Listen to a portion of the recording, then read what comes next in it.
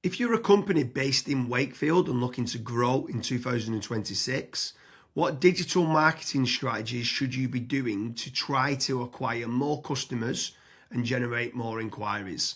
Should you be looking to use a Wakefield SEO agency or a PPC agency that's based in Wakefield, or look for a freelance lead generation service that can generate you more leads for a Wakefield based business? Before you start spending any sort of money on digital marketing, Kazra, what advice would you give to business owners and entrepreneurs based in the Wakefield area? So for business owners that are in the Wakefield area, the number one thing that I always recommend is go and set up some KPIs. You want to know exactly how much money you're spending on your actual lead generation or your digital marketing campaigns, and also per campaign as well. You then want to know how many leads have been generated per campaign. Maybe you're spending money on Facebook ads and SEO. You want to know exactly how much how many leads have actually been generated. From the leads that have actually been generated, the next thing that I would be taking a look at is the contact rate. How many of those leads have I been able to contact? And then the last thing that I would be taking a look at is, from the contacted leads, how many of them have I been able to convert into a paying customer or a paying client for my business? Once you have those figures in place, that's when digital marketing becomes a lot more fun, a lot more predictable. You can add more spend to certain campaigns, or you can potentially turn certain campaigns off. So, James, for Wakefield-based businesses, what are some digital marketing strategies that they should be looking at? So step number one for me has got to be branding or brand SEO, and making certain that you're looking good online, you've got a strong reputation. I think everything needs to start, the foundations need to start with a positive kind of brand SERP of who you are and what you do. So a SERP stands for Search Engine Results Page, and getting that branding right across the board then can lead on to other things of what you can be doing. It will improve your conversion rate on paid ads or social media. Any leads that you get in, the conversion rate would be good. If at the 11th hour, they're going to decide who you're going to go with, branding, I think, becomes very, very important. So I'd say that's the first thing that people need to get right for all digital marketing strategies. My next strategy is going to be AI visibility. I feel like more and more companies are actually looking into this. So what does ChatGPT, Claude, Gemini, Grok, Perplexity say about your brand or about your business? Is it a positive thing or is it a negative thing? And also trying to figure out what it says about your competitors as well. And obviously trying to improve that's really important. Some people call it AI SEO, some people call it GEO, some people call it LLM optimization. But this is going to be a big thing in 2026 and also in the years to come as well. Yeah, I think that's a huge strategy that people need to be looking at with regards to artificial intelligence. More and more people are obviously using AI. The next one for me is filling in the form at FatRank or Promo SEO, which do a commission-based lead generation service for UK companies looking to grow. I think it's important to be looking at your own digital marketing efforts to generate your own leads, but also if you can use some freelancers and outsource some as well, you've got that diversification of leads.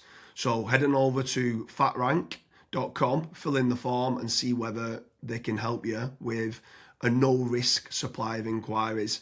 Promise you'll also do a very similar performance-based lead generation service as well that you might want to fill in the form with there, and just double check whether you can go and get a third-party lead generation company to top up and start generating you some leads for your business to grow in 2026. Yeah, and then next on the list is Google Business Profiles, so Google Map listings. This is like local SEO where you basically just try and get more reviews. You build out your Google Business Profile in your local area. Now, there's pros and cons to this. I think the biggest pro is that once it is actually ranking, you're going to be consistently generating leads. However, to get from nowhere, like let's say you do not have a Google Maps listing at all, to get it ranking to position number one, the issue you've got with that is there might be, let's say, a 60 or 100 review deficit. And to obviously get those reviews, you need leads. So it's one of those things, it's like the chicken and the egg. I for one just think it's good for personal branding or for branding of your company. So always try and get the Google Maps listing, but you should always know the pros and cons to it as well. Yeah, for certain. If you're in a local area, you want to try and get those local maps listing. For me, you need to be omni-channel and omnipresent. Yeah. I think the next part is SEO in general, so organic SEO. Can you be building up your website to try and get your website ranking better? If you are in local area, you might want to do your service with the area of where you cover. So like plumbing in Manchester, create a page for that. Hopefully then share that on the Google business profile of what you mentioned. But trying to get organic rankings, the amount of search volume that people are out there searching for different services of what you do, or it could be some blog posts that you could be doing as well. There's different strategies on there that you can be doing, but ideally you want good quality content, build up topical authority, and try and get some third-party backlinks to power up the site to get those organic SEO rankings. I think that's another big part that you need to be doing as part of your digital marketing strategies in 2026. Yeah, and then the next one, which kind of ties back to what you were saying before, James, is obviously organic social media. Now, organic social media, I think it's more of a numbers game. So try to create good content that your audience would actually view. Like I see this time and time again where I look at brands and they've just published maybe 4 or 5 posts on their Instagram profile and they've not been active for 3 years, right? That's not going to drive you sales. But if you can do how-tos, if you can do guides, maybe you can do before and afters, right? If you can do content like that, that way people will see you on socials and they will actually click to actually figure out more about you, fill in the contact form. The caveat to organic social media, yes, it's free to do. It's not like PPC, for example, but it is very much a numbers game. So you want to be consistently uploading, maybe not every day, but at least 3 or 4 times a week. Yeah, for sure. On the subject of social media, paid social ads as well is massive.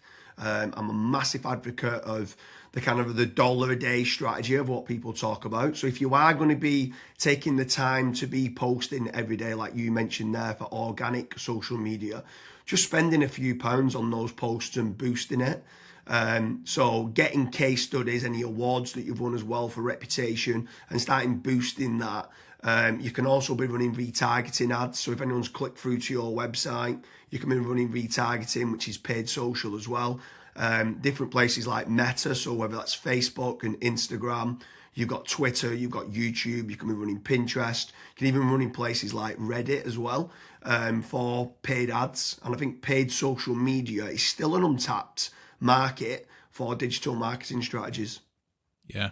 The next one is it's probably a love-hate relationship. It's PPC, right? Google AdWords or doing it on Bing, wherever. That's basically the sponsored results. So if you search for a service, it's above local SEO. Now, I have spoken, and both myself and James, we've both spoken to so many business owners that are either they've spent 10, 15, 20,000 pound on it, and they've not had a single result, or they might have had a few leads and it's just not been of quality. Or you've got other guys that have spent hundreds of thousands on it and they're like, it's the best thing that's ever happened to my business. Now, the reason why people are either they absolutely love it or they absolutely hate it is probably down to how it's been set up. Like there's so many different nuances to PPC, like for example, having a really proactive negative keyword list, making certain that you have a set of banned IPs. Like, for example, your competitors could be clicking on your ads, and that's deemed as what's called click fraud. Making certain that you've got a high converting landing page, making certain that you KPI your sales team. So when a PPC lead comes in, that is one of the first priorities that they actually take when it comes to contacting the lead. There's all of these different nuances, and if you're not on the ball with PPC, it's probably not going to work for your business. However, if you've got a really good, well-refined sales team, you've got a really good landing page, you've got a well-kept, up-to-date negative keyword list, you are using click fraud software, at that point, it will actually probably perform well for you. But again, just know the pros and cons to PPC. Yeah, for sure. There's certainly pros and cons. There's benefits of using it to get instant leads, but like you said, the amount of people that we speak to that have burnt a lot of budget and not had the inquiries and stuff that's come through as part of the digital marketing is pretty scary. While we're on the subject of paid, obviously we spoke about paid social ads, and now you've spoke there about PPC with Google or Bing. I'm going to throw in the mix paid ads on AI platforms. It's not fully rolled out as we're doing this video, but I know that ChatGPT are looking to try and roll out ChatGPT ads. Claude, Perplexity, other kind of LLMs might start rolling it out in 2026. I think if you're one of the early adopters and innovators to get on there, I think you could be getting cheap leads or cheap contact form submissions. So it's something to look out for of doing paid AI listings and ads. I think that could be something to look out for in 2026. Next on the list, and this is a little bit out of control. You do obviously have like forums that you can get your brand mentioned in, like for example, Reddit and Quora. That very much comes down to the after fact. Like, where are your customers that you've been dealing with previously? Are they actually raving and shouting about you? If they are, then that's a very good resource of getting other people recommending you. So if you can get that, again, it's a little bit out of your control, but asking for reviews, asking for them to recommend you to friends, to people, that can obviously generate you a decent amount of leads and inquiries as well. Yeah, for sure. And the add-on benefits to places like Reddit is that it's getting cited so much now in the AI overviews. So when you spoke there early on about AI visibility, if you can try to get a positive kind of lot of people talking about the products and services of what you do and some reviews on there, it's indirectly then going to help you, or directly actually is going to help you with AI visibility. And then the last one for me is tradesman websites, so like Check a Trade, Bark, or teaming up with a third party lead generation company. Something I would say with all of these practices, Kazza touched on earlier about making certain that you understand your KPIs and your ROAS, return on ad spend. I think it's very important for business owners that are doing any sort of digital marketing to be tracking how much time and effort's being put into, let's say, running organic social media or running paid ads. Everything should have KPIs put in place. And this is exactly the same then with tradesman websites like Check a Trade, Bark, Rated People, My Builder. These could all be amazing platforms to generate leads that could get you a positive return on investment. And if you do, you should continue to be using those platforms. There's certain lead generation companies out there as well that could generate you quite a lot of leads. They could be using organic SEO or PPC or social media ads to generate you those leads. But if they are getting you a positive return on investment, again, I'm all for it as part of your digital marketing strategies. But I just want to repeat one more time with regards to FatRank and Promo SEO.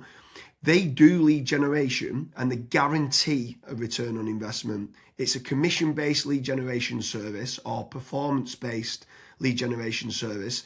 So make sure you head on over there, fill in the form. That could just be one part of generating leads of many. You should be trying to generate your own. You should never have a single point of failure, and you should be trying to get that diversification. But make sure you head on over to Promo SEO or FatRank lead generation service as part of your digital marketing efforts in 2026. Thank you very much, Kazra.